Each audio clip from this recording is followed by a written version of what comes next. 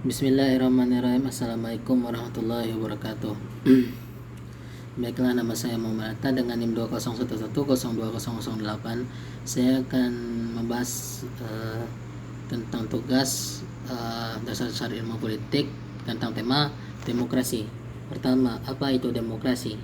Demokrasi berasal dari bahasa Yunani, yaitu demos dan kratos, yang dimana demos bermakna rakyat atau khalayak, dan kratos yang bermakna seperti pemerintahan. Secara istilah, demokrasi yaitu sebuah bentuk pemerintahan ataupun pemerintahan dalam suatu wilayah yang dimana pemerintahan tersebut membuka kebebasan dalam berpendapat dan juga mengedepankan masyarakat dalam pengambilan keputusan di dalam pemerintahan.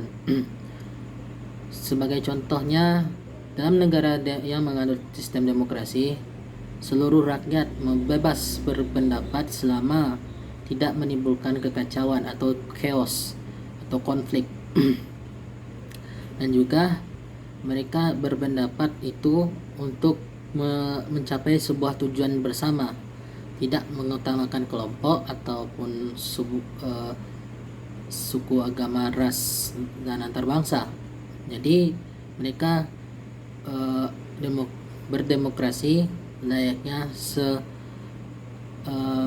layaknya seperti manusia yang dimana prinsip sosialnya ada, karena pada hakikatnya manusia membutuhkan satu sama lain dan juga tidak memecah belah. Baiklah, selanjutnya apa itu tujuan dari demokrasi tersebut? Tujuan demokrasi tersebut yaitu mengedepankan atau menciptakan kehidupan masyarakat yang dimana ada kesejahteraan, adil, dan makmur dengan konsep mengedepankan keadilan, kejujuran, dan keterbukaan. Secara umum ada beberapa tujuan dari demokrasi. Yang pertama, kebebasan berpendapat. Kebebasan berpendapat di sini yaitu kebebasan dalam berekspresi, tidak mengenal apapun selama tidak menyinggung atau tidak membuat konflik dalam suatu masyarakat dan suatu tatanan negara. Yang kedua, menciptakan keamanan dan ketertiban. Dalam berdemokrasi, dalam sebuah negara demokrasi,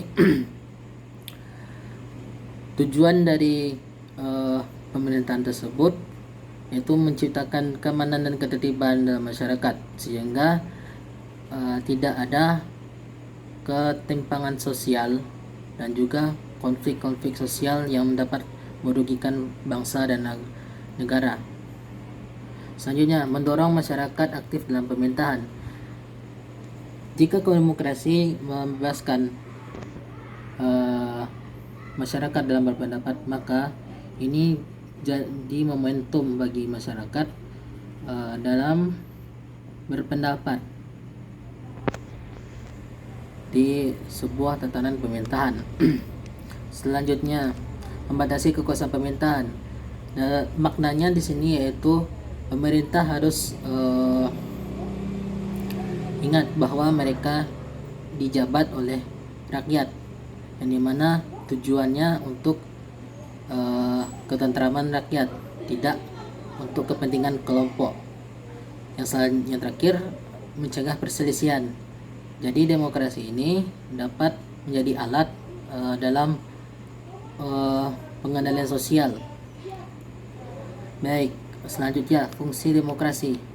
Ada beberapa fungsi demokrasi, yaitu sistem politik yang memberikan kekuatan untuk memilih pemimpin rakyat dan pemerintahan secara bebas serta adil dalam pemilihan umum. Yang selanjutnya memberikan kebebasan bagi warga negara untuk dapat aktif dalam berpolitik sebagai warga negara. Dan selanjutnya memberikan perlindungan kepada hak asasi warga negara dan juga menghasilkan sebuah aturan yang berlaku kepada semua warga negara tanpa adanya pandang bulu.